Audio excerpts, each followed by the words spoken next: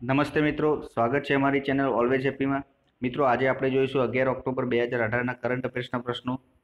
તો મિત્રો, સૌપ્રથમ જો તમે અમારી ચેનલ ઉપર નવા હોય તો પ્લીઝ અમારી ચેનલને સબસ્ક્રાઇબ કરી દેજો, જેથી આવનારા હરેક વિડીયોની નોટિફિકેશન સૌપ્રથમ આપને મળી રહે. તો ચલો મિત્રો, હવે જોઈશું આપણે આજના 11 ઓક્ટોબર 2018ના કરંટ અફેર્સના પ્રશ્નો. તો મિત્રો, આ રહ્યા આજના કરંટ અફેર્સના પ્રશ્નો. ફર્સ્ટ ક્વેશ્ચન, વિશ્વ પોસ્ટ ડે ક્યારે ઉજવવામાં આવે છે? તો વિશ્વ પોસ્ટ ડે 9 ઓક્ટોબરના રોજ ઉજવવામાં આવે છે. 9 ઓક્ટોબરના રોજ ઉજવવામાં આવે છે. 9 ઓક્ટોબર 1874ના રોજ યુનિવર્સલ પોસ્ટલ યુનિયનની રચના માટે 22 દેશોએ સ્વિટ્ઝરલેન્ડના બર્નમાં સંધિ પર હસ્તાક્ષર કર્યા અને આ જ દિવસને વિશ્વ પોસ્ટ ડે તરીકે ઉજવવા માટે નક્કી કરવામાં આવે છે. કયો? 9 ઓક્ટોબર 1874ના દિવસે, એટલે 9 ઓક્ટોબરને વિશ્વ પોસ્ટ ડે તરીકે નક્કી કરવામાં આવે છે. 1 જુલાઈ 1876ના રોજ ભારત પણ યુનિવર્સલ પોસ્ટલ યુનિયનનો સભ્ય બન્યો. તો 1 જુલાઈ 1876થી ભારત પણ યુનિવર્સલ પોસ્ટલ યુનિયનનો સભ્ય બન્યો. ભારતીય પોસ્ટલ વિભાગ 9થી 14 ઓક્ટોબર વિશ્વ પોસ્ટ અઠવાડિયું તરીકે ઉજવે છે. તો વિશ્વ પોસ્ટ અઠવાડિયું 9થી 14 ઓક્ટોબર સુધી ઉજવવામાં આવે છે. 1766માં ભારતમાં પ્રથમ પોસ્ટલ સિસ્ટમ શરૂ થઈ હતી અને 1774માં વોન હેસ્ટિંગે કોલકાતામાં પ્રથમ પોસ્ટ ઓફિસની સ્થાપના કરી હતી, એટલે અંગ્રેજોના સમય વખતની વાત છે. નેક્સ્ટ, તાજેતરમાં આઈડીએ એજ્યુકેશન એવોર્ડ કોને મળ્યો? તો તાજેતરમાં આઈડીએ એજ્યુકેશન એવોર્ડ કોને મળ્યો? તો ગુજરાત ટેકનોલોજી યુનિવર્સિટીને આ એવોર્ડ મળ્યો છે, જેમાં 17 રાજ્યોમાંથી 650 સંસ્થાઓએ ભાગ લીધો હતો.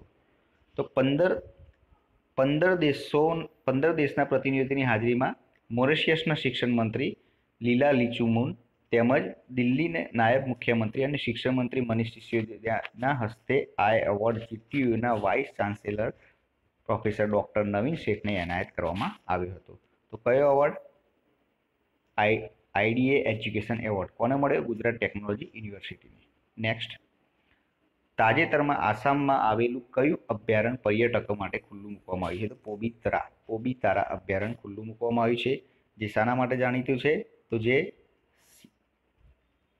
એક શૃંગી ગેંડા માટે આ જાણીતું છે. તો ક્યાં આવેલું છે? આસામમાં આવેલું છે પોબિતારા અભયારણ્ય, એક શૃંગી ગેંડા માટે જાણીતું છે.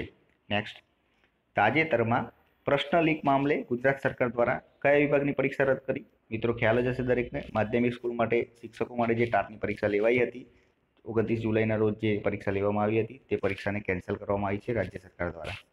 નેક્સ્ટ, મોરબી તાલુકાના પીએસઆઈ શક્તિસિંહ ગોહિલ કયો એવોર્ડ એનાયત કરવામાં આવ્યો? તો મોરબી તાલુકાના પીએસઆઈને શક્તિસિંહ ગોહિલને કયો એવોર્ડ એનાયત કરવામાં આવ્યો? તો મંથલી આ એવોર્ડ એનાયત કરવામાં આવે છે.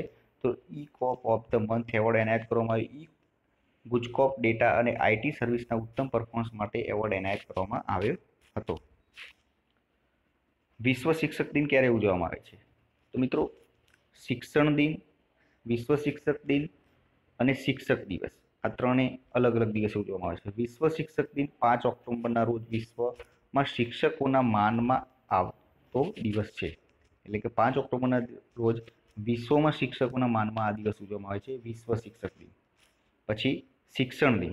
તો શિક્ષણ દિન ક્યારે ઉજવવામાં આવે છે? તો ભારતના પ્રથમ શિક્ષણ મંત્રી મૌલાના અબ્દુલ કલામ આઝાદની જન્મતિથિ નિમિત્તે 11 નવેમ્બરના દિવસ ભારતમાં રાષ્ટ્રીય શિક્ષણ દિન તરીકે ઉજવવામાં આવે છે.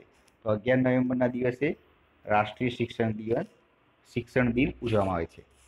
અને ભારતમાં શિક્ષક દિન ક્યારે ઉજવવામાં આવે છે? તો 5 સપ્ટેમ્બરના રોજ ભારતના પૂર્વ રાષ્ટ્રપતિ સર્વપલ્લી રાધાકૃષ્ણનનો જન્મદિવસ છે, તેમની યાદમાં ભારતમાં શિક્ષક દિન તરીકે ઉજવવામાં આવે છે. ક્યારે? 5 સપ્ટેમ્બરના રોજ. નેક્સ્ટ, દિલ્હીમાં યોજાયેલી મિસિસ ઇન્ડિયાનો ખિતાબ કોણ જીત્યો? તો દિલ્હીમાં યોજાયેલી મિસ ઇન્ડિયા નહીં પણ મિસિસ ઇન્ડિયાનો ખિતાબ કોણ જીત્યો? તો મિસિસ ઇન્ડિયાનો ખિતાબ સુરતની અંજલિ જીનાવાલાએ જીત્યો છે. દિલ્હીમાં યોજાયેલા મિસિસ ઇન્ડિયા લેગલ ક્લાસિક્સ 2018 અને નેશનલ કોસ્ટ્યુમનો ખિતાબ અંજલિએ પોતાના નામે કર્યો છે.